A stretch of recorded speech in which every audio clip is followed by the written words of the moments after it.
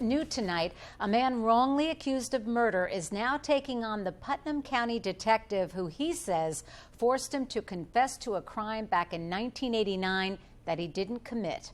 News 12's Naveen Dhaliwal has the story.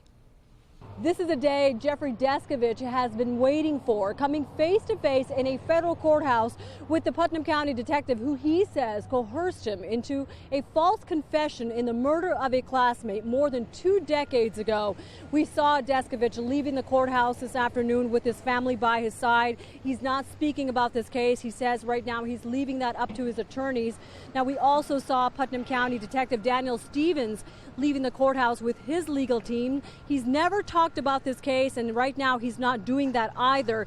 Now, Descovich was just 16 years old when he was charged with the murder of a Peekskill High School student, Andrea Correa.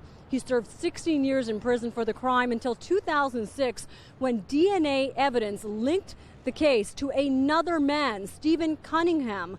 Descovich was freed, but says Detective Stevens got him to lie about his confession, which essentially led to his conviction. Today, 8 jurors were selected. Now, there was some concern from the prosecution about one juror saying that, she didn't understand. However, Judge Kenneth Karras dismissed any concerns, and right now opening statements are expected to begin at 9:30 on Wednesday morning.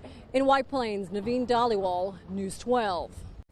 Well, Jeffrey Descovich has already received more than $13 million in compensation from the state. The additional money he'll get will depend on whether or not he wins or loses this case against the detective.